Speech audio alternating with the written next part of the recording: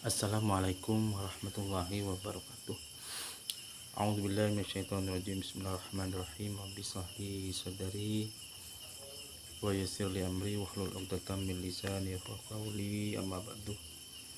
Teman-teman, sahabat-sahabat semuanya yang jauh di sana, yang dekat di sisi semuanya, mudah-mudahan Allah Subhanahu wa taala yang menyimak dan yang menyampaikan mudah-mudahan menjadi amal jariah ya kelak. Mudah-mudahan semuanya kita ini kebagian doa dan kebagian berkah barokah, dan akan menjadi rapi, menjadi catatan yang baik dan kelak bisa menghantarkan kita masuk surganya Allah Subhanahu wa taala. Teman-teman, hidup ini satu kali, kesempatan satu kali, momentum ini hanya satu kali hidup, satu kali nafas, satu kali langkah yang nyata. Ini adalah kesempatan yang harus kita perjuangkan, yang harus kita usahakan untuk tetap supaya hidup lebih berkebarokah dan tentunya dapat ridhonya Allah Subhanahu wa taala. Jangan disia-siakan. Nah, ini ngaji lagi ya. Kelanjutannya kemarin ini untuk momen ini kami hanya menjawab saja, yaitu tentang perempuan ada yang tanya tadi kemarin ya, curhatlah kemarin karena beliaunya seorang pelacur, dianya seorang penjajah badan atau pelacur ya, yang pekerjaannya melacur, yang jelas menjual kata bahasanya daging mentah ya, atau menjadi ayam kampus. Nah, ini ada yang tanya, pertanyaannya apakah saya masih ada harapan untuk diampuni oleh Allah Subhanahu wa taala?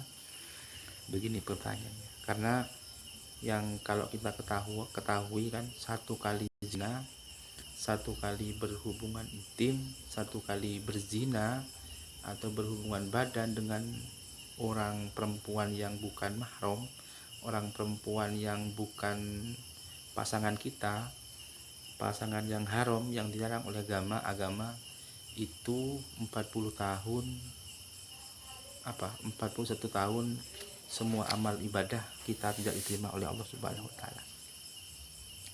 Ya, jadi satu kali zina itu 40 tahun ini tidak diterima oleh Allah Subhanahu wa taala.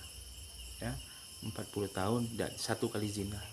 Nah, sedangkan orang yang melacur, orang yang berzina itu dalam 24 jam ceritanya ini ya, bisa tahan sampai 5 kali atau 4 kali zina atau berhubungan badan dengan hidung belang atau laki-laki lain yang biasa berzina seperti itu.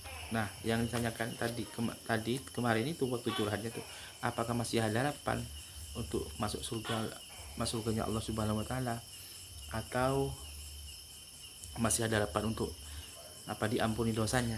Pertanyaannya begitu ya. Jawaban saya adalah bisa, boleh. Kenapa?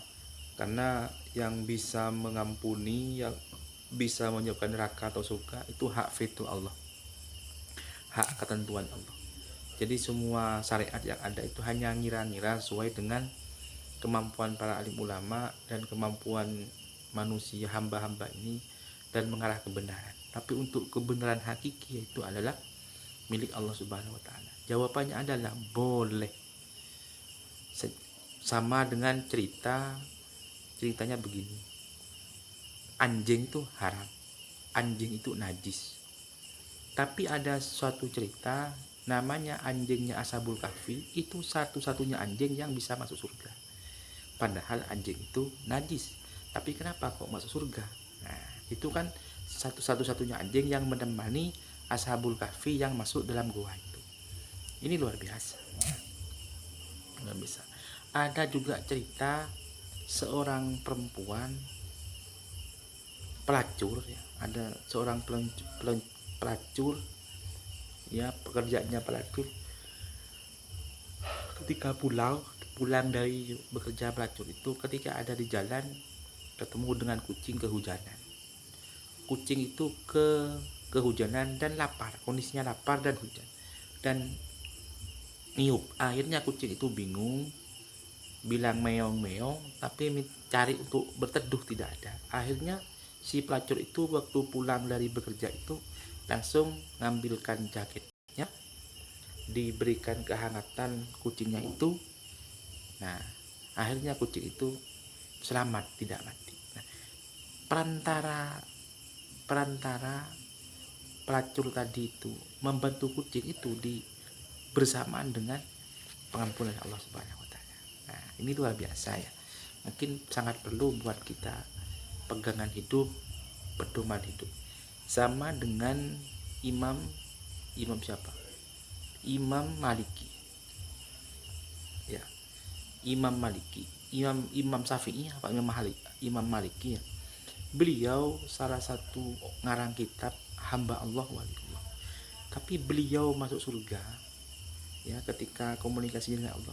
Dia masuk surga bukan karena ahli kitabnya, bukan karena kewaliannya, bukan karena ahli sholatnya, bukan karena sholat tahajudnya dan lain-lain. Tapi beliau masuk surga perantara beliau ngarang kitab. Terus kalau dulu ya tintanya itu kan tidak seperti sekarang, bukan pulpen tapi kalam itu tintanya itu ngambil dicelup buat nulis celup. Nah, ketika mau celup itu ada lalat hinggap di pulpennya, tapi lalat itu tidak dibuat lari, dibiarkan oleh beliaunya, dibiarkan. Akhirnya lalat itu minum tintanya itu. Nah, ketika minum itu akhirnya lalat itu tidak haus lagi. Akhirnya setelah minum dia terbang lagi. Perantara itu ahli ibadah, ahli ngarang kitab, ahli fikih, ahli hadis, ahli Al-Quran, ya, ahli puasa, ahli tahajud, ahli semua ibadah. Tapi beliau masuk surga bukan karena ibadahnya, tapi dia masuk surga gara perantara memberikan minum lalat ketika ngarang kitab. Itu masih bisa masuk surga. Itu masih surga. Ada pelacur masuk surga gara-gara perantara menghangati kucing. Ada lagi ceritanya Kiai Barzizo ya. Ada lagi cerita Barzizo. Barzizo itu seorang kiai alim ulama, santrinya saja bisa terbang ya, karena saking hebatnya. Tapi Marsiso itu pekerjaannya siang dan malam hanya ibadah, bersujud kepada Allah. Tapi akhir dari hidupnya, akhir dari perjalanannya, beliau mati tidak membawa iman dan Islam. Dia mati dengan keadaan su'ul khotimah dan masuk neraka. Nah, ini sesuatu yang fatal, satu yang harus kita buat pelajaran, harus kita bisa evaluasi. Yang harus kita evaluasi sebenarnya bukan orang lain ya. Yang bisa harus kita evaluasi itu sebenarnya bukan orang lain. Siapa? Diri kita sendiri, hati kita sendiri ya. Hati kita sendiri kita evaluasi, kita pelajari, kita terapkan dan kita tingkatkan. Kenapa kok begitu? Biar hidup ini tidak sia-sia. Hidup ini lebih berarti, bermakna, dan bermanfaat ke orang lain.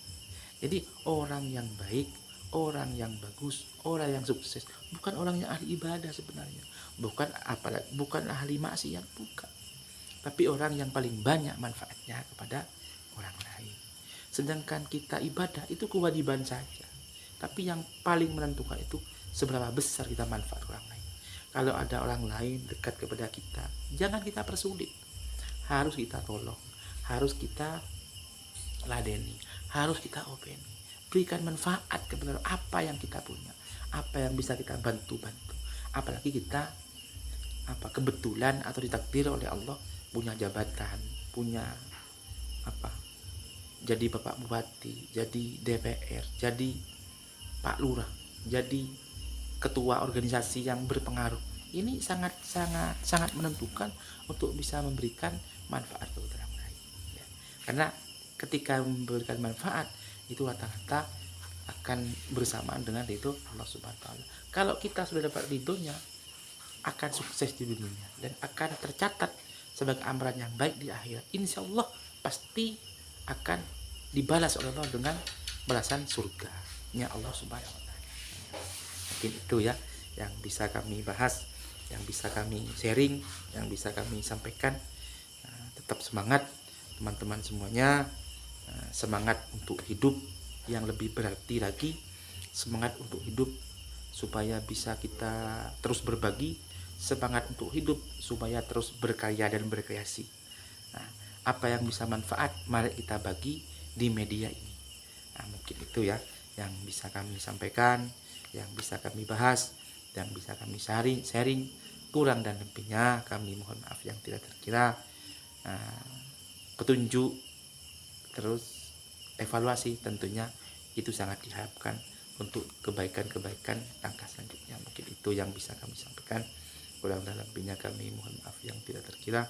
Kami akhiri wallahul muwaffiq ila aqwamit thoriq. Assalamualaikum warahmatullahi wabarakatuh.